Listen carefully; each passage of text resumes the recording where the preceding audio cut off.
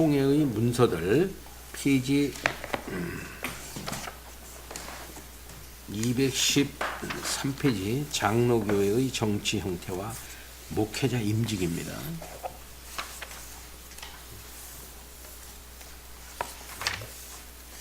제가 그만할 때까지 읽도록 하겠습니다.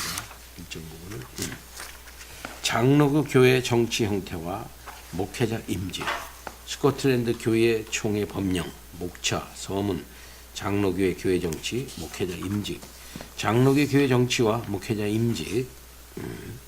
스코틀랜드, 잉글랜드 그리고 아일랜드 이 세 왕국에 있는 그리스도의 교회 사이에 맺은 언약에 따라 종교에서 보인 일치의 한 부분으로서 스코틀랜드 교회 총대들과 더불어 웨스트민스터 청직자 총회가 의견을 같이함.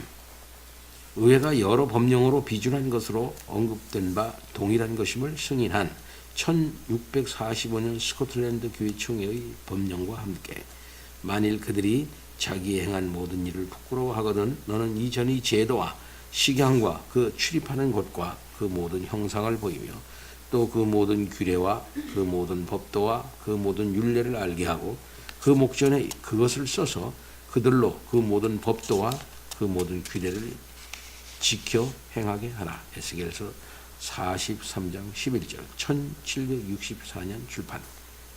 에딘버러 총회 제16회기 1645년 2월 10일. 교회 정치와 목회자 임직에 관계된 제안들을 승인하는 스코틀랜드 교회 총회 법령. 총회는 하나님의 말씀과 치리서들과 총회 법령들과 여기 치리서는 여기 한번 보세요. 치리서는 129 준을 보면 1560년의 제1치리서와 1592년의 제2치리서를 가리킵니다. 치리서들과 총회 법령들과 국민 언약에 따라 스코틀랜드 왕국에서 교회 정치 형태가 확립되고 보존될 뿐 아니라 최근에 체결된 엄숙한 동맹과 언약에 의해 이제는 더욱 친밀하고 확고부동하게 하나가 된 스코틀랜드, 잉글랜드, 아일랜드 이 세 왕국의 교회 정치가 일치되기를 가장 바라고 갈망한다. 그리고 옛날에 일어났듯이 장차 전염력이라는 비열한 행위를 통해 이 교회에 속한 다양한 해독이 잉글랜드 교회의 부패한 정치 형태에서 생길 수 있을 것이라고 생각한다. 잉글랜드 교회 정치의 부패상은 어떤 거죠? 요거는 에라스티안주의나 아니면은 또는 독립교회라든지 뭐 이런 걸 의미합니다. 국교 같은 거. 잉글랜드의 국교는 뭐죠? 잉글랜드 성공회죠, 성공회. 그죠? 왕이 교회의 수장이 되는 거. 왕이 교회 정치 형태를 주장하는 겁니다. 그 다음에 이제 독립교회. 잉글랜드 교회의 이 부패가 내나 존 낙서 저 책에서 나오듯이 이게 서로 이렇게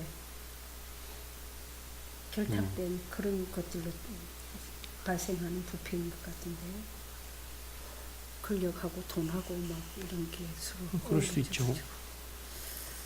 근데 하여튼 여기서는 이제 장로의 정치를 얘기하고 있는 거기 장로의 정치 제도로 인해 가지고 그걸로 스코틀랜드, 잉글랜드, 아일랜드 이 세 공화국이 공화국이 아니라 세 왕국이 이 장로의 정치라는 것을 통해서 교회 일치를 꾀야 하는 것을 바라는 거거든요. 근데 거기에 대한 방해로서 잉글랜드 교회에 안 좋은 그런 정치 형태가 자꾸 나오는 그걸 갖다 방지한다 이게. 마치 새 왕국에 있는 모든 그리스도의 교회들을 교회 정치에서 일치를 이루게 하는 둘도 없는 기회가 그렇죠? 오늘날 옛날보다 오늘날 더 여기 오늘날 오늘날 적절하게 할 때 그 사이에 더가 빠졌어요. 그걸 넣으세요. 새로 나온 제2 수정판에 더가 들어갑니다. 더 적절하게 있는 것처럼 생각하는데 이는 그러한 일치가 하나님의 은총으로 오늘날 겪고 있는 공경, 곧 피비린내나는 전쟁이 일어난 최초의 원인을 제거함으로써 확실하고 정당한 이유가 있는 화해를 준비할 수 있는 유효한 수단이요 튼튼한 기초가 될 수 있기 때문이다. 그래서 지금에 이르러 총회는 웨스트민스터에서 개회한 성직자 총회의 오랜 학문적 논의와 거기에 있는 본 스코틀랜드 교회 총대들과 일치에 대하여 벌인 교섭의 결과로서 우리에게 가져온 여기 첨부된 교회의 직원과 총회와 정치에 관계되고 목회자 임직에 관계된 제안들을 세 번 읽어주고 성실하게 조사했다. 그 총회가 그렇게 세 번 읽어줬다는 거예요. 성실하게 조사했다는 겁니다. 그 총회는 신중한 협의 끝에 그리고 동일한 제안들에 어떤 다른 의견이라도 있는 모든 사람이 마음 놓고 이 제안이 진실이라고 받아들일 수 있도록 그들이 이 일을 알리기 위해 시기적절한 회의 소집을 요구하고 이를 모든 회원들에게 통보하는 방식으로 회의를 한 끝에 교회 정치와 목회자의 임직과 관련해서 앞으로 언급된 제안들에 동의하고 승인한다.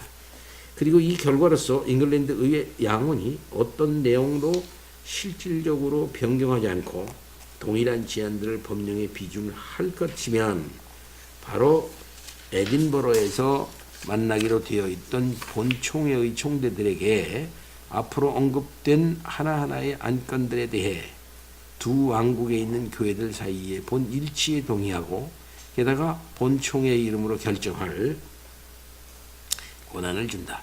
그리고 런던에 있는 본 스코틀랜드 교회 총대들은 본 교회의 적시에 그 비준을 통고하여 알려야 한다.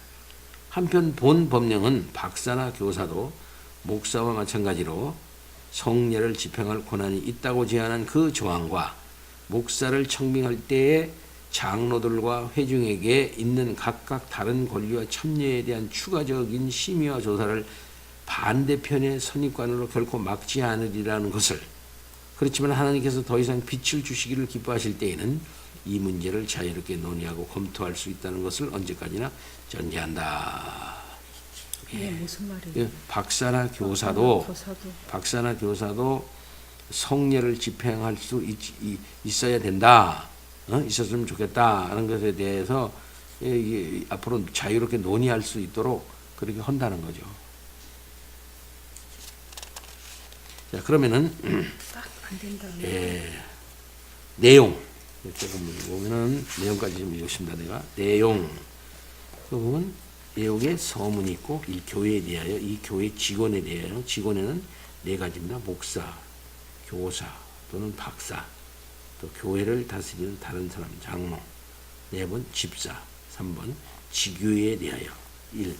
개별적인 회중의 직원, 2. 개별적인 회중의 예배 의식, 4. 교회 정치와 옛날에는 교회에 박사가 있었어요. 교사 또는 박사, 교회 박사, 교회의 박사다. 그러면 교회를 가르치는 그 선생들을 의미하는데 하나의 직분으로 둔 일이 있었다 이 말이죠. 이건 누구 견해입니까? 칼빈도 그렇게 그랬어요. 그 다음에 지교에 대하여 개별적인 회중의 직원, 이 개별적인 회중의 예배의식, 4. 교회 정치와 이를 위한 여러 종류의 치리회, 1. 이 모든 치리회의 공통된 권능, 2. 당회, 곧 각 지교회의 정치를 위해 지교회를 다스리는 직원들의 회의, 3. 노회에 대하여, 4. 대회에 대하여, 5번째 목사의 임직에 대하여, 목사의 임직에 대한 교리, 임직의 권한, 목회자의 임직에 대한 교리적 부분, 목회자 임직을 위한 지침서, 시험하는 규칙, 현재 실행되어야 할 필요가 있는 비상한 임직 방식. 자, 그 다음에 이제 배 집사님 서문 읽어주세요.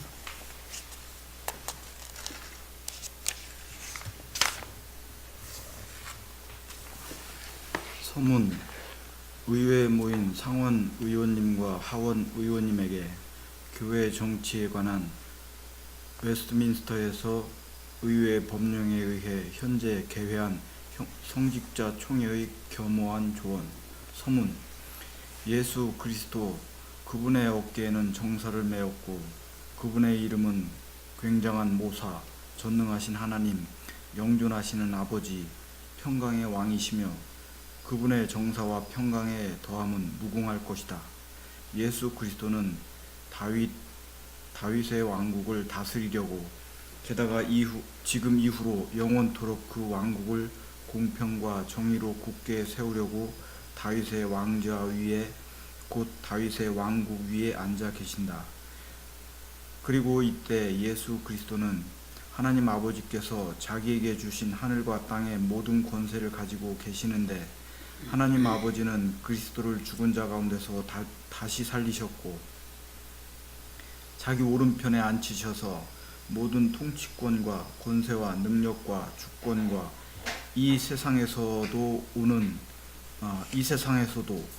세상에서도 일컫는 모든 이름 위에 뛰어나게 하셨으며, 만물을 그리스도의 발 아래 놓으셨고 만물을 지배하는 그리스도를 교회의 머리로 주셨는데, 교회는 그리스도의 몸이며 만물 안에서 만물을 충만하게 하시는 그리스도의 충만이다. 예수 그리스도는 만물을 충만하게 하려고 모든 하늘 위로 오르셨으며, 그렇기 때문에 자기 교회를 위해 하나님 아버지에게 선물을 받으셨고 자기 교회를 세우고 자기 성도들을 온전하게 하는데 필요한 직분을 주셨다. 예, 여기 보면은 교회를 위해 하나님 아버지에게서 선물들을 받았다 그래요. 262번 줄을 보세요. 선물들이란 성령 하나님과 성령 하나님의 다양한 은사를 가리킨다.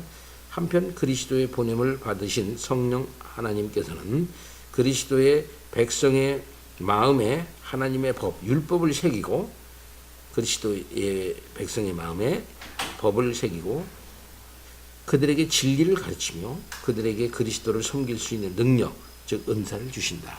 계속 읽으세요. 1. 교회에 대하여. 하나의 가시적인 보편교회가 신약 성경에 제시되어 있다. 신약 성경의 직분과 말씀과 규례는 예수 그리스도께서 재림하실 때까지 이 세상에서 교회를 모으고 온전하게 하려고 가시적인 보편교회에 주신 것이다. 보편교회의 일원인 개별적인 가시적 교회도 신약 성경에 제시되어 있다. 초대교회 시대의 개별적인 교회는 그 당시 현존하는 성도로, 즉 그리스도와 그리스도의 사도들이 가르친 믿음과 생활의 규칙에 따라서 성년이 되어 그리스도를 믿는 믿음과 그리스도에 대한 순종을 고백한 사람들과 그들의 자녀들로 구성되었다. 2. 교회 직원에 대하여. 그리스도께서 자기 교회를 세우고 성도들을 온전하게 하려고 임명하신 직원 중에는 사도, 복음 전한 사람, 선지자와 같은 특별한 임시 직원이 있는데 이들은 중지되어 있다. 그 밖에도 목사, 교사, 교회를 다스리는 다른 사람, 그리고 집사와 같은 평범한 항존 직원이 있다. 예, 보면 특별한 임시 직원이라 그래요. 특별한 임시 직원, 이런 사람들은 누굽니까? 신약 성경에 나타난 자기 교회를 세운 창설 직원들이야. 자기 세를 세우고 성도를 온전하게 임명하신 직분, 그리스도께서 직접 임명하신 직분들, 그죠? 사도, 복음 전하는 자, 선지자 같은 특별한 임시 직원이다, 이렇게 얘기했어요. 그 다음에는 평범한 항성 직원이라 그랬어요. 무슨 목사, 교사, 교회를 다스리는 다른 사람, 집사와 같은 이런 사람들. 예, 계속 목사 거기 읽어주세요. 1. 목사. 목사는 교회의 평범한 항존 직원이다. 복음 시대에 하나님의 말씀을 선포하는 예언하기. 첫째, 그것은 목사의 직무에 속한다. 둘째, 목사의 직무는 회중의 입으로서 하나님의 양떼를 위해서, 그리고 그 양떼와 함께 하나님에게 기도하는 것이다. 그리고 사도행전 6장 2절, 4절, 20장 36절에서 설교와 기도는 목사의 직무에 속한 각각의 요소로 결합되어 있다. 장로, 곧 목사의 직무는 개인적으로라도 병든 사람을 위해 기도하는 것이며, 이 기도에는 하나님의 은총이 특별히 약속되어 있다. 그러므로 목사는 목사의 직무를 공적으로 시행할 때 그 직무의 일부로서 기도하는 직무를 훨씬 더 많이 수행해야 한다. 셋째, 목사의 직무는 성경을 공적으로 낭독하는 것이다. 그것에 대한 증거는 다음과 같다. 1. 신명기 31장 9절로 11절, 느헤미야 8장 1절로 3절, 13절에서 증언된 대로 유대 교회의 제사장과 레위인은 말씀을 공적으로 낭독하는 일을 맡았다. 2. 우리 구주께서 자신이 보내실 신약교회의 직분자에게 구약교회의 교사가 지닌 동일한 이름의 칭호를 붙인 이사야 66장 21절과 마태복음 23장 34절에서 증언된 대로 복음 사역자는 다른 규례뿐만 아니라 하나님의 말씀도 분배할 책임과 임무를 제사장과 레위인이 율법 시대에 지녔던 만큼 충분히 지니고 있다. 그리고 그 진술들은 그로 말미암아 그 의무는 도덕적 성질을 지니고 있기 때문에 당연한 결과로서 성경의 공적 낭독이 목사의 직무에 속하게 된다는 것을 입증한다. 예. 그래서 예배 때 목사가 공적으로 성경을 낭독하는 겁니다. 그래서 이걸 집사님들에게 시키지 않는 거예요. 돌아가면서 하지 않는 이유도 여기에 있다. 이렇게 말할 수가 있겠습니다. 계속. 넷째, 목사의 직무는 하나님의 말씀을 설교함으로써 양떼에게 양식을 공급하는 것이다. 그 때문에 목사는 말씀과 일치하여 가르치고 확신하게 하고 책망하고 권고하고 위로해야 한다.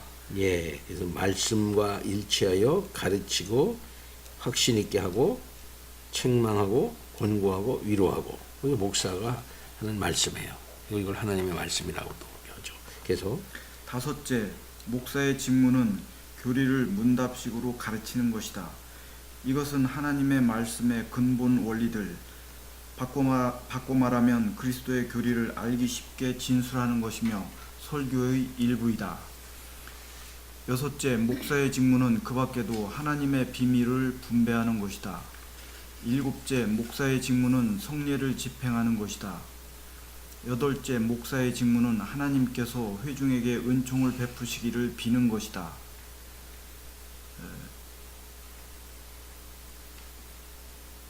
그 다음에 이사야 66장 21절에서 제사장과 레위인이라는 이름으로 복음 시대에 계속되는 것은 복음적인 목사를 의미하며 따라서 목사는 목사라는 직책에 의거하여 회중을 위해 하나님의 은총을 빌어야 한다. 아홉째, 목사의 직무는 가난한 자를 돌보는 것이다. 그리고 마지막으로 목사는 목자로서 양떼를 다스릴 권세도 가지고 있다. 예, 2번 교사 혹은 박사 엄집사님. 성경은 목사라는 이름과 칭호뿐만 아니라 교사라는 이름과 칭호도 제시한다. 교사도 목사와 마찬가지로 말씀 사역자이며 따라서 성례를 집례할 권한이 있다. 주께서는 말씀 사역을 위해 여러 가지 은사를 주셨으며 더 나아가 이러한 은사에 맞게 여러 가지 직책을 주셨기 때문에 한 사람의 동일한 사역자가 이러한 여러 가지 은사를 지니고 있을 수 있으며 그에 맞게 그 은사들을 발휘할 수 있다 해도 동일한 회중 안에 여러 사역자가 있을 경우 그들은 각기 다른 은사에 맞게 각각의 직책을 맡을 수 있으며 이때 그 직책을 맡은 사역자들은 저마다 그 은사에서 가장 탁월하다. 그리고 성경 해설과 교리의 적용에서보다 성경의 해설에서 건전한 교리를 가르침에서 반론하는 사람을 논박함에서 더욱 크게 탁월하고 더욱이 그에 맞게 그런 일에 종사하는 사람은 교사 혹은 박사로 불릴 수 있다. 말씀 주석에 의해 근거로 인용해 구절들은 그 진술을 증명한다. 하지만 개별적인 회중 안에 한 명의 사역자만 있는 경우에 디모데후서 4장 2절, 디도서 1장 9절, 디모데전서 6장 2절에서 나타나는 대로 그 사역자는 그가 할 수 있는 한 말씀 사역에 속한 모든 일을 수행해야 한다. 교사 혹은 박사는 구약시대의 선지자 학교에서 그리고 가말리엘과 다른 사람들이 박사로서 가르쳤던 예루살렘에서 술모가 있었듯이 학교와 대학교에서 가장 탁월하게 쓸모가 있다. 예, 여기 주 126번 줄을 한번 보시기 바래요. 거기 보면 교사직은 목사직에 포함되어 있다 그랬어요. 여기 보세요. 이거 중요합니다. 교사직은 목사직에 포함되어 있다. 왜냐하면 에베소서 4장 11절에서 잠깐만요, 목사님. 이 박사는 그냥 일반 박사가 아니고 일반 박사 아니에요? 교회 박사. 안에서의 예, 일을 그거 잘 들어보세요. 이제 교회와 박사 그거를 지금 얘기해요. 그래서 사실상 교사가 목사고 목사가 교사가 이 말이에요 지금. 교사직은 목사직에 포함되어 있다. 왜냐하면 에베소서 4장 11절에서 목사와 교사가 한 관사에 한정되어 있기 때문이다. 그 목사와 교사 토스란 말이군요. 토스라는 것이 그 정관사란 말입니다. 카이라는 말은 엔드라는 말입니다. 엔드. 그래서 포이메 나이 가이 디사스칼로스 이렇게 말하거든요. 이와 같은 어구의 구조는 목사와 교사가 서로 다른 직책을 가리키는 것이 아니라 두 기능을 가진 같은 사람을 가리킨다. 그래서 성경이 말이죠. 즉 동일한 직책의 두 기능이라는 것이다. 좀 더 정확하게 말하면 이 두 직분 사이에는 중복된 기능이 있다는 것이다. 즉 교사의 직분은 목사의 직분에 포함되어 있다. 모든 목사가 교사인 반면에 모든 교사는 또한 목사이지 않다. 그런데 에베소서 4장 11절에서 그 목사와 교사라는 표현을 사용한 것은 동일한 직책 목사의 감독하는 임무를 강조하기 위해서 목사라는 말을 사용하고 목사의 가르치고 인도하는 임무를 강조하기 위해서 교사라는 말을 사용했다기보다는 목사의 교사직을 강조하기 위해서였다. 왜냐하면 가르침은 목회 사역의 본질적인 부분이기 때문이다. 역사적으로 1643년 12월 7일에 보낸 스코틀랜드 총회 총대인 로버트 베일리의 편지에 의하면 교사직에 대한 논쟁이 있을 때 11명의 독립파들이 모든 교회의 목사와 독립적인 교사 독토르 여기 있던데요. 닥터 편직 교사직을 신적 제도로 두고자 하였다. 누가 그랬다는 거예요? 누가? 독립파들이 그랬다는 겁니다. 독립파들이 하였으나 그나마 그 나머지 총대들은 교사와 목사는 단순히 동일하다는 점을 강조하였다. 스코틀랜드의 총대 알렉산더 핸더슨 유명한 사람이죠. 핸더슨은 그 스코틀랜드에서 내려간 사람들 중에 제일 나이 많이 먹은 사람이다. 와 같은 그 중재 인물도 있었지만 그걸 결국 각 지교회에 교사의 절대적 필연성을 만상일치를 보았다고 기록하고 있다. 교사의 절대적 필연성. 여기서 베일리는 한 교회 안에 은사에 따라 가르치는 목사와 권고하는 목사가 있을 수 있다는 말로 해석하였다. 김영규 엄밀한 개혁주의시라. 또한 여기서 보는 대로 웨스트민스터 성직자회에서는 교회 안에 성직자회에서는 네 직책, 목사직, 교사직, 장로직, 집사직만 인정하고 있다. 그중 교사직은 말씀의 사역자인 동시에 목자가 되는 목사이며 성례들을 집행할 권한이 부여된 직이다. 그렇죠? 그러니까 사실상 목사직과 교사직은 같이 수행되는 것으로 봤고 내용상 같은 것이다 이렇게 본 거예요. 예. 자, 3번 교회를 다스리는 다른 두 사람.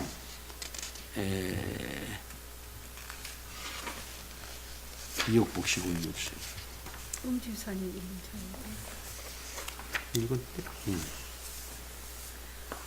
교회를 다스리는 다른 사람. 대하 19장 8절에서 10절에서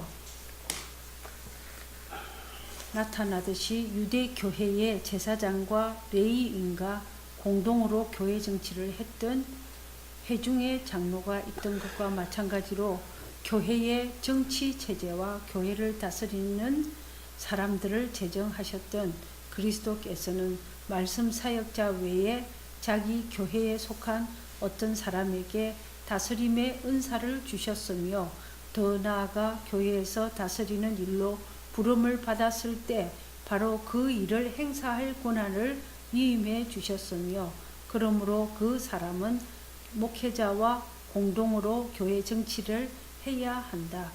그 직원을 개획교회는 통상 장로라고 부른다. 네, 장로, 교회를 다스리는 사람.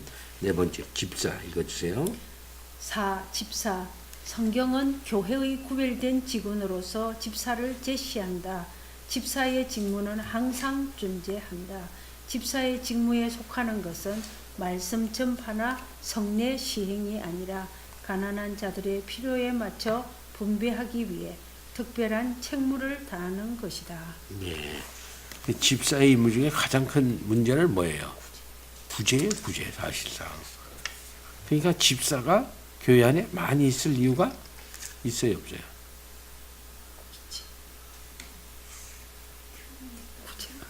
뭐? 규모에 따라서 집사가 있나? 그때는 지금은 어느 때인가 모르지만 교회 안에 가난한 사람들이 그때는 많았을 거고 많았으니까. 지금은 좀 그때보다 적고 그렇게 가난. 많이 있어도 뭐 집사가 뭐 열심히 일하면 뭐 그 정도. 근데 그러니까 집사가 너무 많아요, 요즘에는. 목사님들이 다 세웠지 성도들이 예? 목사님들이 세웠지 성도들이 세웠나요? 목사님 그러면 나를 욕합니까? 목사님이 연약한 마음으로 그러니까 여기서 보면 집사는 항상 교회의 이런저런 일 저런 일 뭐 사모일 교회에 무슨 뭐 저런 뭐 이런 거 참 하는 일 하는 사람입니다. 뭐 이런 게 아니라 뭐예요? 항상 뭐가 나와요? 가난한 자들의 필요에 맞춰 분배하기 위해 특별한 직무를 다하는 구제한 뭐예요? 예? 초대 교회의 그 본을 받아서 그런 것 같아요. 그러니까는 그죠? 집사가 이렇게 많을 이유가 없다고요. 실상은. 그래서 뭐 애초에 집사를 그러니까는, 그렇게 세우고 안면 몰수하고 하셨어요. 그럼 생각해 봅시다. 교회에 일을 할 때 꼭 집사가 아니면은 교회 일을 안 하나? 보통 집사라고 임명을 안 받고도 교회 일 다 할 수 있죠. 무슨 직을 맡을 수 있지 않을까? 그런 거 안 맡은 사람이 일을 더 많이 하죠. 오히려 무슨 일? 청소하고 뭐 봉사하고 하는 더 많이 하잖아요. 보통 뭐 집사님들이 교회가. 집사님들은 타이틀 위에 제일 대장 이런 것만 해놓지. 담당으로 한데 청소 담당, 회계 담당. 집사가 아니래도 그거는 나눠서 그럼. 성공을 할 수 있죠. 그러니까 우리나라는 집사가 되고서부터 그때부터 일하려고 그래요. 그래요? 하여튼 간에 목사님들이 그렇게 만들어 놓은 거지. 다 그저 목사님 눈만 바라보고. 목사님이 많이 있을 이유가 없어요. 문화적인 우리 같은 교회는 이런 데 만약에 그 집사가 있으면 집사 몇 명 있으면 다 좋습니까? 구제하려고. 가난한 사람이 없으니까 집사가 가난한 사람이 없으니까 집사 없어도 된다. 교회의 고유한 직무를 감당하려면 고유한 직무 중에도 또 예배도 있지만 봉사, 구제 뭐 이런 데 있을 수 있잖아요.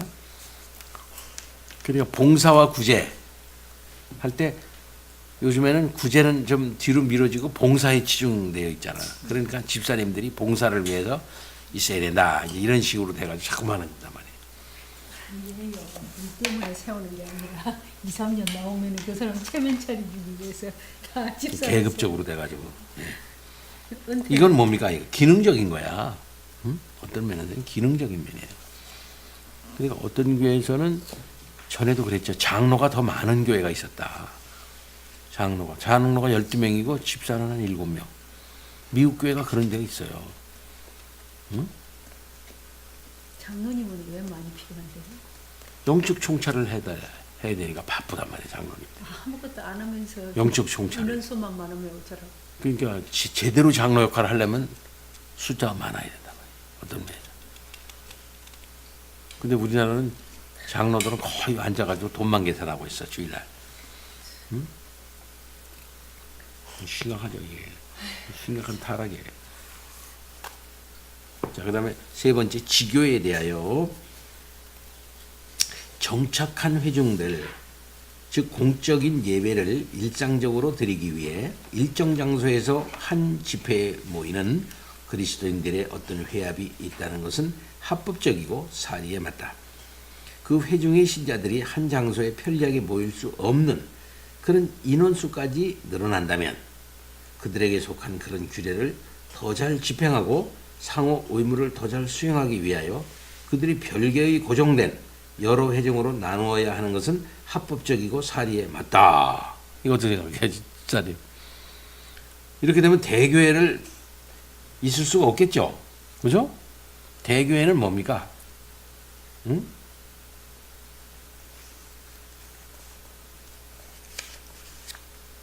편리하게 모일 수 없는 그런 인원수까지 늘어난다 그랬잖아.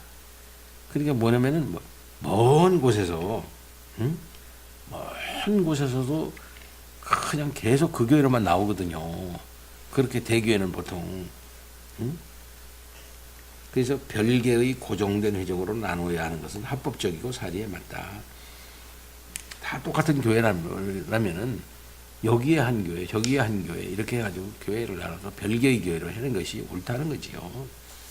그리스도인들은 별개의 회중으로 나눌 때에 덕을 세우기에 가장 사리에 맞는 일상적인 방법은 그들이 각각 사는 거주지의 경계선에 따르는 것이다. 응? 거주지의 경계선에 따르는 것이다. 그 이유는 다음과 같다. 첫째, 같은 지역에 사는 신자들은 서로 다른 종류의 도덕적 의미에 얽매여 있는데 가까이에 거주함으로써 그 의무를 수행할 더 좋은 기회가 있기 때문이며 더 교통하기 좋고 이렇게 서로 교제하기 좋고 서로 이렇게 하기 좋다 이 말이죠. 필요 충분 조건을 서로 이렇게 해주기가 좋다 이거지. 가깝기 때문에. 게다가 그리스도께서 율법을 무효로 만들기 위해서가 아니라 성취하기 위해서 오셨으므로 그 도덕적 속박은 영속하기 때문이다. 그러니까 도덕적 속박으로부터 뭐냐? 예속하는 것이 온당하다는 거지. 그럼 멀리 떨어져 같이 있으면 서로 간에 그 사람들의 형편을 모르고 서로 교제할 수가 없기 때문에 사랑하고 서로 뭐 이렇게 하고 저렇게 하는 도덕법 있잖아. 그걸 실천할 수가 없다 이게. 이게 굉장한 원칙적인 면에서 얘기하고 있어요. 도덕적 속박은 영속하기 때문이다. 그 도덕법에 예속돼야 된다 이거죠. 그죠? 도덕법에 예속돼.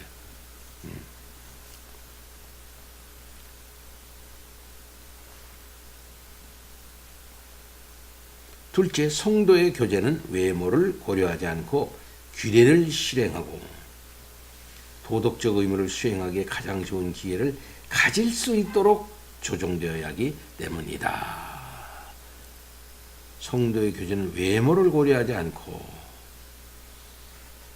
규례를 실행하고 도덕적 의무를 수행하기에 가장 좋은 기회를 가질 수 있도록 조정되어야 한다. 성도의 교제는 외모를 고려하지 않고라는 의미가 여기 있을까요? 같은 지역에 있으면 옛날에는 뭐냐, 그 안에 귀족도 있고, 응? 또 평민도 있고, 농노도 있고, 막 그랬을 거 아닙니까? 같은 기업 안에. 그죠? 그 거기는 외모를, 실상 예수 그리스도의 법은 외모를 고려하지 않고, 하나가 되는 그런 질서죠. 근데 여기저기서 모이면 저쪽에 있는 귀족들, 너도 귀족들, 우리 귀족들끼리만 모입시다. 또 이쪽에 있는 모르는 것 이런 식이 될 수가 있다. 신분을 고려해. 응?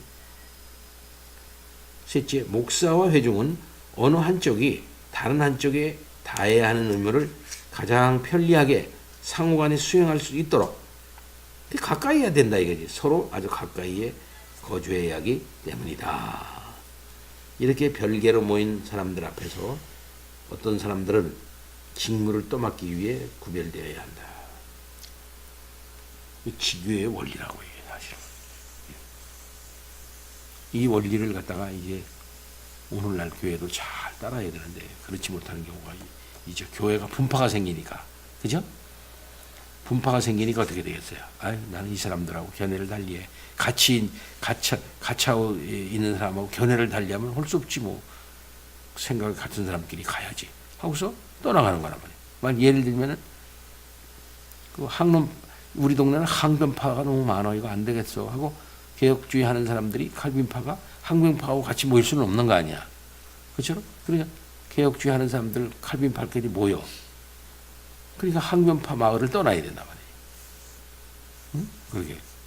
거기서 살지만은 거기서 떠나서 멀리 자기와 신앙이 일치하는 사람들과 모일 수밖에 없게 된다. 그러니까 신학적인 이유로 나눠지는 경우가 자꾸 생긴단 말이에요. 이렇게. 네, 이렇게. 같은 신앙이 있는 쫓아가는 사람끼리 가야 된다. 이렇게. 그런 경우로 자꾸 생기니까 문제가 이제 심각하게 자꾸 이제 지교회가 자꾸 갈리는 수가 생기는 거죠. 옛날에 이렇게 요런 조그만 교회 이제 동네 안에 1960년대 초에 우리나라에도 문제가 생기지 않았습니까? 칼 측, NAE 측 그래가지고서 이제 합동 측과 총합 측이 막 나눠진단 말이에요. 저 위쪽에서는 나눠져서 서울에서는 높은 사람들끼리는 큰 목의 목사들끼리 나눠졌단 말이에요. 그러면은 이제 그것이 지방으로 막 영향을 미치니까 지방에 있는 교회가 분란이 생기는 거야. 같은 교회에서 성도들끼리. 그냥 똑같이 이렇게 그 예배를 마룻바닥에서 보던 사람이 한쪽은 요쪽은 칼측, 요쪽은 그래서 목사가 칼측이면은 목사를 지지하는 사람은 칼측, 장로를 지지하는 사람은 NA 측. 이렇게 같은 마당에 같은 그 마룻바닥에 앉아가지고 한쪽은 요쪽, 한쪽은 요쪽 쫙 갈라지고 그러다 서로 막 싸우다가 교회당 건물 가지고 싸움하고 그러다 에이 하고서 교회당 버려두고 저 앞마을에 가 저쪽에 가서 교회를 딱 세운단 말이에요. 그렇게 해서 동네가 싹 나눠지고 이런 경우가 많았다고요. 아주 동네마다 그런 일이 생기게 됐었어요. 옛날에는요.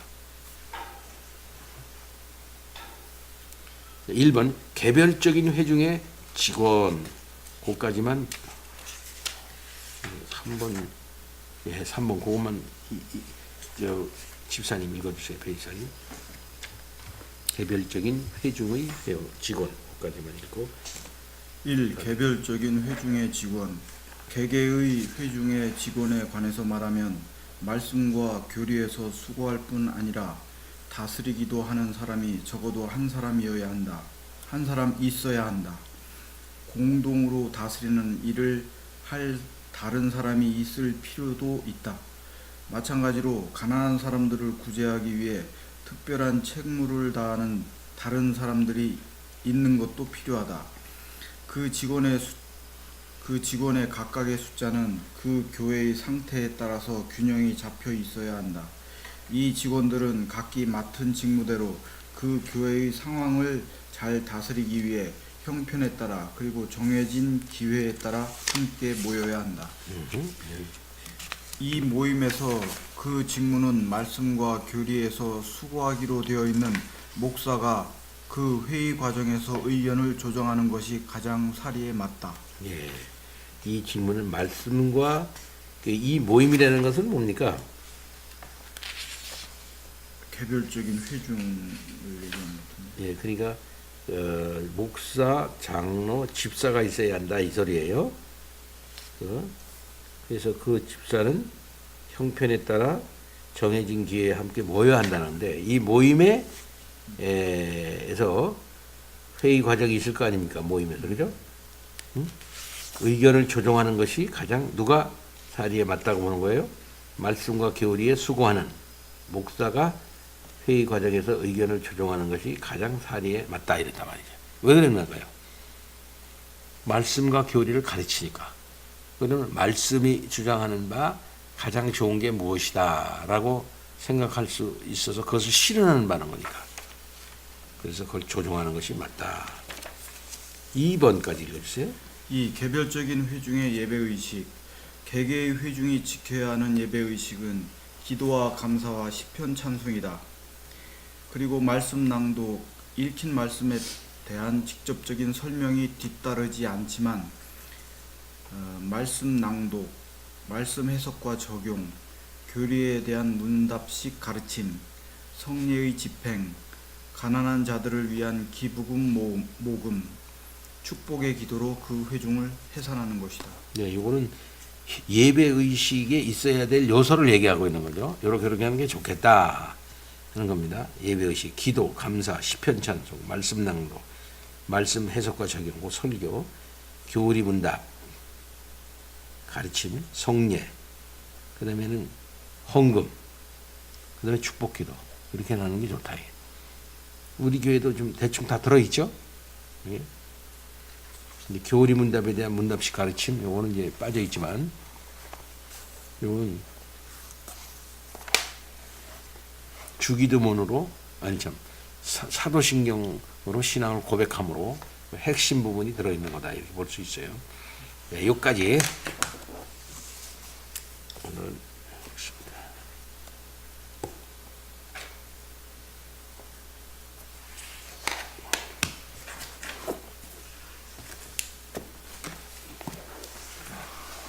다섯 시까지 중보자 예수 743페이지입니다. 743페이지.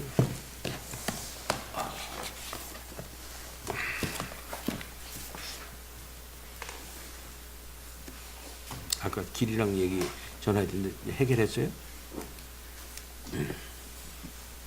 중보자 예수. 처음부터 예수가 그리스도라는 믿음은 기독교 신앙 고백의 핵심과 중심이었다. 성경의 견해에 따르면 예수는 기름 부음을 받은 중보자로서 예언자, 제사장, 왕의 직분을 성취하신다. 그는 하나님과 사람 사이에서 완전한 중보자이신데 그 자신이 참 하나님과 참 사람이기 때문이다. 그리스도와의 교제 가운데 있는 모든 사람은 그리스도인이라 불리고 그리스도 안에서 예언자, 제사장, 왕이 되도록 기름 부음을 받는다. 사도들이 그래서 예수와 그리스도라는 이름은 곧 가장 긴급한 방식으로 연결되고 서로 설명했는데 이는 마치 그리스도의 인격이 그의 사역을 통해 알려지고 또한 그리스도의 사역이 그의 인격을 통해 알려진 것과 마찬가지이다. 그리스도로 이에수스 라틴어로서 지저스 로 표시된 이름은 이스라엘 사람에게 흔한 것이었고 이는 히브리어로 예호수아라고 표기했으며 때때로 축약된 형태로 호세아 또는 예수아로 쓰인다. 이 모양과 유래가 무엇이든지 오늘날 많은 학자는 그 이름이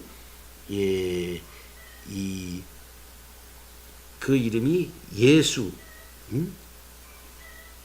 그 다음에 이게 수야로 이루어져서 야훼가 구원이시다 또는 도움이시다를 의미한다고 본다.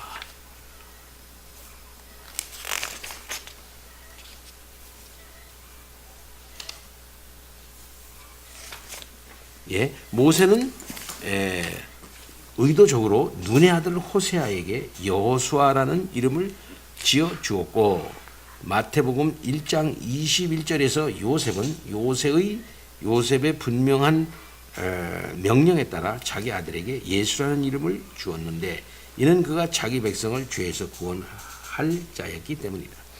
비록 이 이름이 때로 다른 사람에게도 주어졌지만 전적으로 독특한 의미에서는 예수께 속한 것이다. 그러므로 신자들은 그리스도의 이름으로 자신을 부르는데 이는 이 이름이 개인적이고 역사적인 이름이 아니라 공식적인 것이기 때문이고 바로 이 그리스도와의 교제 속에서 그들 자신이 예언자, 제사장, 왕으로 기름 부음을 받기 때문이다. 이 역사적이고 공식적인 이름 외에도 성경은 그리스도께 많은 다른 이름을 부여해야 한다.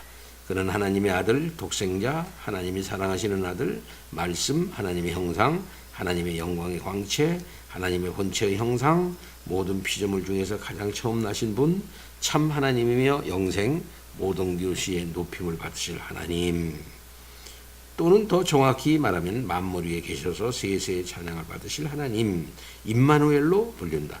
또한 그는 인자 요셉과 다윗의 자손 나사렛 사람 갈릴리 사람 둘째 아담 모든 피조물보다 먼저 나시니 잠자는 자들의 첫 열매로도 불린다.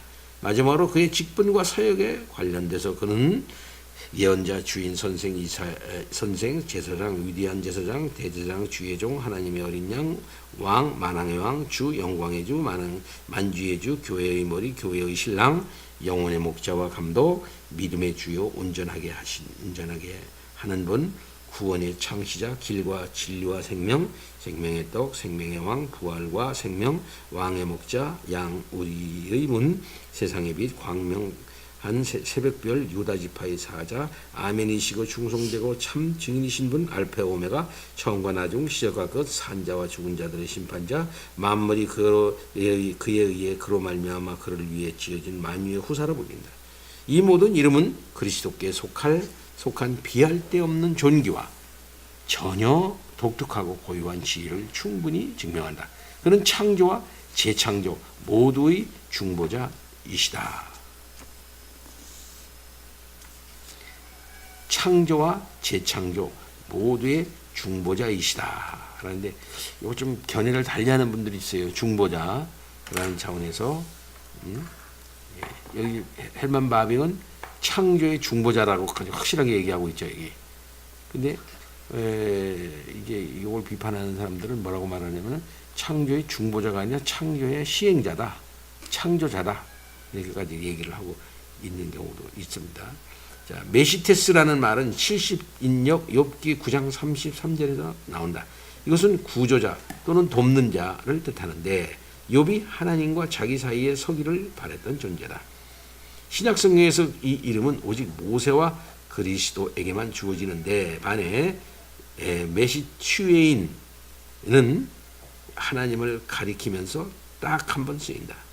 반목하는 둘을 화해시키기 위해 두 사이에 서는 사람을 가리키는 단어 중보자는, 이 중보자는 뭐냐니까 둘을 화해시키기 위해 두 사이에 서는 사람을 가리키는 단어가 중보자란 말이에요. 예수의 인격이 차지하는 자리와 그의 사역의 성격을 묘사하는 데 꼭 들어맞는다.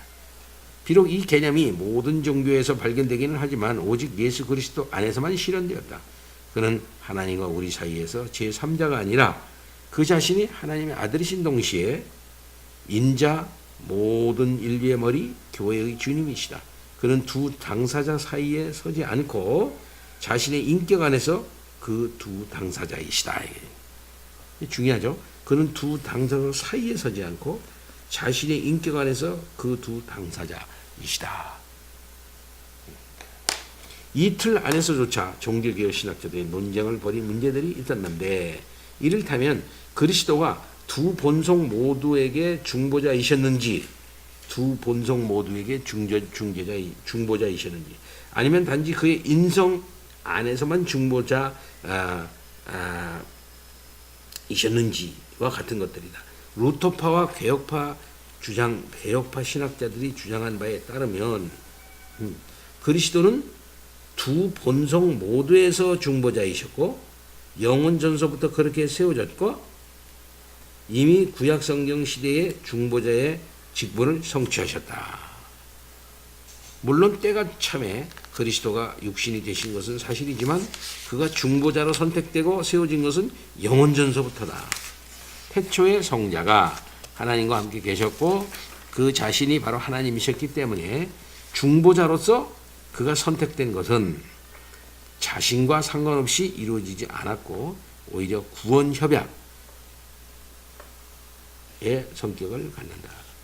이 구원 협약은 구속 언약이라고도 얘기해요. 구속 언약. 다른 데서는 구속 언약. 구원은 성부, 성자, 성령의 공동 사역이다. 성부가 영원전부터 그의 자녀들의 아버지이셨고 성령이 영원전부터 신자들의 위로자이셨던 것과 같은 의미에서 성자는 영원전부터 중보자로 세워지셨고 타락 직후에 자신의 사역을 시작하셨다. 이미 구약 성경 시대부터 그는 예언자, 제사장, 왕으로 일하셨다. 타락 직후의 속죄와 구속을 위해 세계가 중보자이신 성자에게 주어졌기 때문에 왕적 직분이 그리스도의 사역에서 특히 구약 성경에서 두드러진다. 하지만 그리스도의 왕권은 이 땅의 통치자들의 그것과는 전혀 다르다. 신정적인 다윗의 왕권을 통해 미리 보여진 것처럼 그것은 하나님의 이름으로 행사되는 왕권으로서 하나님의 뜻에 종속되고 모든 것을 하나님을 영화롭게 하기 위해 인도하도록 관되었다. 그것은 폭력과 무기에 의한 왕권이 아니다. 말씀과 성령으로 은혜와 진리로 공의와 의로 다스리는 왕권인 것이다. 따라서 이 왕권은 동시에 예언자이며 제사장이다. 그의 권세는 진리와 의를 섬기는 데 사용되도록 예비되었다. 예. 예수 그리스도의 중보자직은 이제 영원 전서부터 있었다. 그리고 여기 중요한 것은 종교 개혁자들의 이 논쟁, 두 본성이 모두가 중보자이셨다. 영원 전서부터 이것이 두 다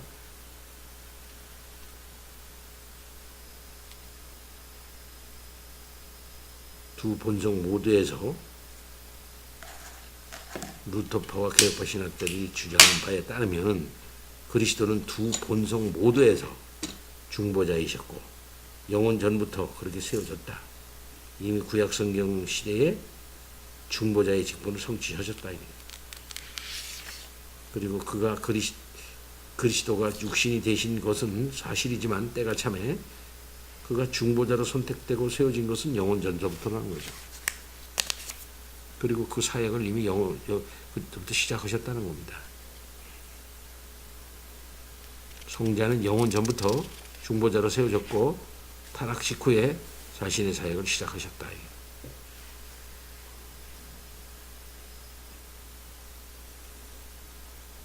전에 조직신학 시간에 학교 때 우리가 죄를 짓지 않았다면 그리스도께서 성육신할 필요가 있었겠느냐? 에?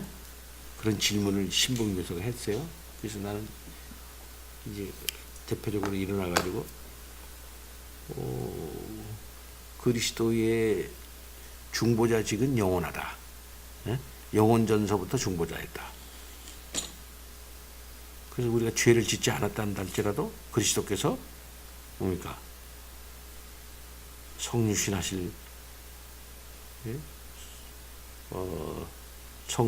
성육신 하실 필요가 있었을 것이다. 이렇게 얘기를 했거든요.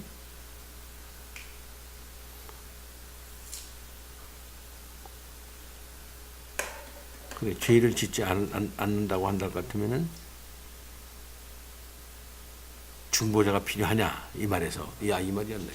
죄를 짓지 않았다 같으면 그리스도께서 중보자의 직분을 감당하실 필요가 있었겠느냐?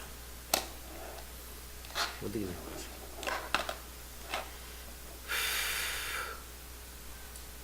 중보자는 누군가 연결하기 위해서 중보자가 있잖아요. 죄인이 없으면은 중보할 필요가 없잖아요. 죄인은 아니지만 하나님은 중보가 아니에요. 필요 없이 하나님 앞에 아담과 하와가 하나님 앞에 그러니까 그대로 나. 죄인은 죄인이지만은 죄인이 아니라고 그래도 이거 말이 꼬여갖고 죄인이 아니라고 한다 할지라도 인간이지 않습니까? 하나님과 인간 사이에는 차이가 있잖아요. 인간이 신일 수는 없잖아요. 엉뚱한 논리예요. 엉뚱한 논리가 아니야. 신학자들이 계속 얘기하는 그렇게 거예요. 생각하는 게 그러니까 여기서도 말하는 것이 뭐냐면 중보자가 영원 전서부터 내가 어디 있느냐. 영원 전서부터 세워졌다 그러잖아요. 저는 그런 생각을 하거든요. 중보자가 있어야 한다는 거지. 나는. 피조물이기 때문에 자기 스스로 영원한 생명을 스스로 창조할 수 없지. 창조해내고 그렇게 영위할 수 있는 능력이 없는 그 존재지 않습니까? 사람은. 그렇죠. 죄가 없다 할지라도 그래서- 그거는 안 돼. 그래서 이제 생명을 갖고 계신 분이 있고 생명을 부여받아야 하는 존재가 있는데 그냥 그런 창조주와 피조물 관계로 계속 존재한다고 그런 그 관계만 만족한다면 중보자가 필요 없는데 이 두 관계를 어떤 이 아들이라든지 형제 관계로 이렇게 연결시키려면은 어쨌든 연결에 이 중간에 연결고리는 있어야 된다는 얘기죠. 영원한 신과 피조된 어떤 이 피조물과 사이에 계속 평행선을 달려도 된다. 그렇다고 하면은 중보자 필요 없는데 둘이 어떤 인격적 교제를 하고 관계를 맺고 형제 관계라든지 부자 관계라든지 아니면은 뭐 친구 형제 관계는 관계라든지 있을 수 없죠. 그런 관계를 맺기 위해서는 연결해주는 고리는 있어야 될 것 같습니다. 그러니까 죄를 짓지 않는다 한다 할지라도 인간에게는 하나님이 아닌 이상은 자충적적인 속성을 스스로 가질 수는 없는 일 아니겠습니까? 자충적적일 수 없다 이 말이지. 거기까지는 안 갈래요. 그래서 우리가 조직신학 시간에 이런 걸 많이 얘기를 했어요. 막 얘기하고 그러니까 거기서도 막 이런 시간 얘기했어요. 그러니까 막 머리가 꼬일 거 아닙니까? 그러니까 그만합시다 그러면서 넘어가. 죄를 안 짓기 전에는 짓기 죄를 짓기 전에는 인간이 또 하나님을 아는 지혜가 있었고. 더 밝았을 거 아니에요. 그렇죠. 그리고 하나님과 인격으로 교제를 가졌고, 그리고 영원했고, 그때는. 그러나 그래도 인간이다 이거지. 그거는 좀. 그래도 피조물이다 이거. 근데 우리가 생각할 때 인간적인 입장에서 생각할 때는 그 죄하고 항상 중보자하고 늘 이렇게 연결로 그러니까 생각을 해서 그때도 그러니까 이런 거야. 그러면 그러면 하나님의 은혜가 필요 없었던 존재인가? 죄를 지고. 필요는 한데 그러니까 그냥 그 자체가 다 은혜인 그게 이제 부족이란 말이지. 쉽게 생각하면 개한테 우리는 먹이를 주고 개는 먹이를 받아 먹어. 항상 그런 개와 주인과의 관계로 가면은 중보자가 필요 없는데 개하고 인격적 관계로 가려면 사람이 개가 되든지 개가 사람이 되든지 중간 과정이 있어야 된다 이거지. 아이고. 근데 까지 죄를 짓기 전에 맞는- 죄를 짓기 전에는 맞는 유빈진 그 모르지만 일단 하나님과의 그건 좀- 인격적인 관계가 됐을 것 같은데. 되지 돼. 네, 되긴 되지만 이 없는 네. 충분한 상태라고 나는 생각을 했는데, 그러나 그게 죄 범죄할 때문에 수도 있는 상태라는 그게. 가능성을 갖고 있습니다. 그러니까 그 생각의 차이가 이제 하여튼 그게 있는 것 같아요. 그러니까 인간이 범죄하기 전에도 하나님의 존재는 삼위일체적으로 존재하거든요. 그렇잖아요. 그 삼위일체적으로 존재한다고 볼 때, 이해를 하려면은 삼위일체가 있어야 예, 되니까. 삼위일체적으로 존재한다고 볼 예수님이 때, 계셔야 되니까. 그러면 성부 하나님은 어떤 의미로 사역하실 수 있게 될 것인가 할 때, 그거는 그때 당시도 중보자직은 영원하다는 차원에서 생각해 볼 때, 결국은 그때도 중보자로서 일하실 수밖에 없는 일이거든요. 사실상. 그렇다고 본다면은, 하여튼 거기까지는 안 가는 예. 거기서 마감합시다. 성경에 없는 걸 갖고 얘기하는 건 안 좋아. 자, 이런 이유로 왕적 직분의 개념을 반대하거나, 거기 누구 이름? 베이시아님 좀 더 읽어주세요. 아니, 베이시아님 얼마 안 읽었어? 얼마 안 읽었어요. 좀 더 읽으세요. 이런 이유로 왕적 직분의 개념에 반대하거나 그리스도의 경우에 왕이라는 호칭을 은유적으로 사용하는 사람들이 있다. 다른 사람들은 삼중직 사이의 구분을 거부하거나 한 가지 직분만 인정하면서 다른 직분들을 희생했다. 실제로 많은 이들이 그리스도의 경우에 직분보다는 개인적인 부르심이라고 하는 것이 더 낫다고 여기는데, 이는 그리스도의 나라는 공의가 아니라 사랑의 나라인데 반해 직분이라는 개념은 법률적 공동체에 어울리기 때문이라는 것이다. 직분이 부르심이라는 말과 구별되는 점은 그것이 통치권에 의해 임명되는 것을 포함한다는 것이고, 바로 그렇기 때문에 직분이 그리스도와 관련해서 사용되어야 할 표현인 것이다. 그리스도는 자기 스스로 중보자의 명예를 취하지 않으셨다. 하나님이 그를 택하셨고 부르셨고 세우셨다. 그리스도라는 이름은 하는 일이 무엇인지를 보여주는 이름이 아니라 예수가 하나님에 의해 친히 선택되셨기 때문에 주장하실 수 있는 직분, 자격, 명예를 가리키는 이름이다.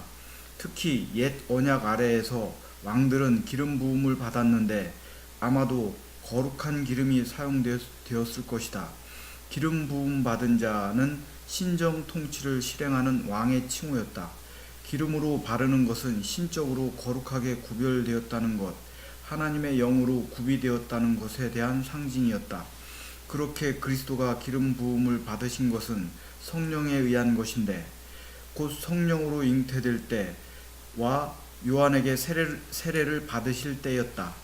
그리스도가 공생애를 시작하시고 하나님 나라를 세우실 때 그는 기름 부음 받은 자, 의로운 왕, 주의 종으로서 그렇게 하셨다. 이 나라가 비록 지금은 영적이고 도덕적으로만 존재하지만 장차 하나님의 도성에서 외적인 형태를 갖추고 드러나도록 정해졌으며, 여기서 모든 불경건한 자는 사라지고 하나님이 만유의 주가 되실 것이다. 그리스도가 참되고 온전한 의미에서 왕이시기 때문에 그의 왕권은 예언자와 제사장의 직분들을 포함한다. 예. 뭐 삼중직에 대한 뭐 이런저런 것에 대해서 얘기하고 있고, 결국은 왕권은 예언자와 선지자의 직분을 포함한다는 거죠. 자, 한 패락을 보해하고 마칩니다. 엄집사님 382 고음만 하고 마칩시다. 하지만 많은 신학자들이 그리스도의 삼중직을 반대하고 그 근거로 하나의 직분이 다른 것들로부터 구분될 수 없다는 점을 제시한다. 물론 그리스도의 어떤 행위도 엄격하게 특정한 직분에 국한시킬 수 없는 것은 사실이고, 몇몇 특정한 행위들을 예수의 삶에서 분리하여 어떤 것들을 예언자적 직분에, 그리고 다른 것들을 제사장적 또는 왕적 직분에 부여하는 것은 지나치게 분리주의적인 접근이다. 그리스도는 어제나 오늘이나 영원토록 동일하시다. 그리스도 자신이 그의 전 인격 안에서 예언자, 제사장, 왕이시다. 그의 존재, 그의 말, 그의 행위 전체가 그 삼중의 존엄을 드러낸다. 두 가지만 예로 들어보자. 그가 행하신 이적들은 그의 가르침에 대한 표적이면서 또한 그가 갖고 계신 제사장적 연민과 왕적 권세를 드러낸다. 그의 중보 기도에는 그의 대제사장적 직분뿐만 아니라 예언자적이고 왕적인 직분도 드러나 있다. 물론 우리 중보자로서 그의 행하시는 활동들에는 한 가지 또는 그 이상의 직분들이 전면에 부각될 수 있을 것이다. 구약 성경 시대와 그의 지상사역 시기에는 예언자적 직분이, 그의 고난과 죽음에서는 제사장적 직분이, 승기 상태에서는 왕적 직분이 부각되는 것이 사실이다. 하지만 실제로 그는 세 직분을 동시에 갖고 계시면서 성육신 전과 후, 비화와 승기 상태 모두에서 그 셋을 동시에 일관되게 행하신다. 그리스도는 성자로서 그리고 하나님의 형상으로서 자기 자신을 위해서는 물론이고 우리 중보자와 구원자로서 세 직분을 모두 감당하셔야 했다. 그는 하나님의 진리를 알고 그것을 드러내기 위해 예언자이셔야 했고, 자신을 하나님께 헌신하고 우리를 대신해서 자신을 하나님께 제물로 드리기 위해 제사장이셔야 했고, 하나님의 뜻에 따라 우리를 통치하고 보호하기 위해 왕이셔야만 했다. 가르치고 화해시키고 이끌기 위해 또는 구원을 교훈하고 성취하고 적용하기 위해서는 지혜, 의, 구속 또는 진리, 사랑, 권세, 이 세 가지 모두가 필수적이다. 그리스도가 하나님으로서 인간을 향해 갖는 관계에 있어서 그는 예언자시다. 그리스도가 인간으로서 하나님을 향해 갖는 관계에 있어서 그는 제사장이시다. 그리스도가 온 인류의 머리가 되신다는 점에서 그는 왕이시다.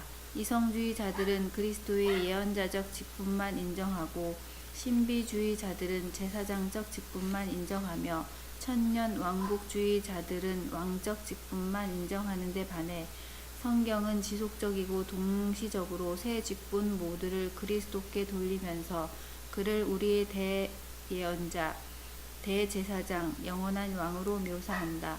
그에게 이 세 가지는 항상 긴밀히 결합되어 있고 다른 것들 없이 어느 하나만 존재하는 일은 결코 없다. 그가 왕으로서 하시는 말씀과 행위에 권세가 있고 그의 왕적 통치에 은혜와 진리가 충만하다. 예, 이 삼중직을 어떤 자들은 이렇게 어떤 건 없고 어떤 건 없는 거 아니냐 이렇게 생각을 하지만 그 세 삼중직이 동시에 일관되게 역사하고 세 직분을 동시에 갖고 계시면서 그 셋을 동시에 일관되게 행사하신다 하는 겁니다. 사실은.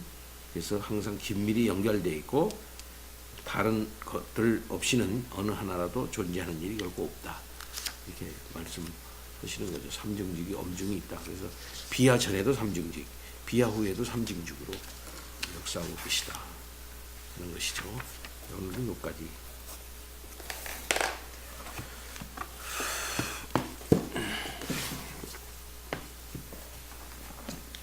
그러면 나중에 천국에 가서도 예수님을 통해서만 하나님을 알 수 있는 건가요? 그렇죠. 우리는 항상 예수님 안에서 하나님을 만나는 거거든요. 하나님을 만나는 데 있어서 이제 다 됐다 그러면 예수님 소용없다 그런 게 아니잖아요. 거기서도 그럼 삼중직의 그죠. 역사가 계속 삼중에도 하나님의 역사하고 있는 나라에서 거죠. 있는 거네요. 그렇죠. 완성된 삼중직이지. 예수님의 그리스도 직분에 완성된 삼중직. 거기서도 이 땅 위에서도 그렇고 지금도 그렇고 좀 비하의 신분에서 우리 주님이 제사장 역할을 감당하신다지 않습니까? 왕의 역할을 감당하지 않습니까? 선지자 역할을 감당하셔서 가르쳐 주시지 않습니까? 비하에서는 그냥 그렇죠. 하나님의 뜻을 그 전달하고 지금 승계의 신분에 사역을 계시잖아요. 이루시고 거기서도 제사장 직분을 감당하신다는데 그것을 우리가 배웠지 대언사역 하신다잖아요. 우편에서. 대언사역. 그러면 이제 예수님 마지막에 그러니까 오셨잖아. 우리가 이 땅에 있을 때 그래. 우리가 이 땅에 있을 그게 때 지금 말씀은 사역, 그 단계가 지나서 예수님 오시고 난 다음 그 다음 단계에서도 예수님께서 그럼 삼중직을 계속 행하시느냐? 행하시죠. 그리스도이기 때문에. 예. 그러니까는 우리가 항상 생각하기를 우리가 그 마지막에 구원됐을 최종적인 단계, 영화의 단계는 예수님이 필요 없는 단계가 되지 않겠어? 이렇게 생각하는 수가 있단 말이야. 그건 아니다 이거죠. 예수님이 필요하지 않는 단계라는 것은 다른 말로 말하면 그리스도,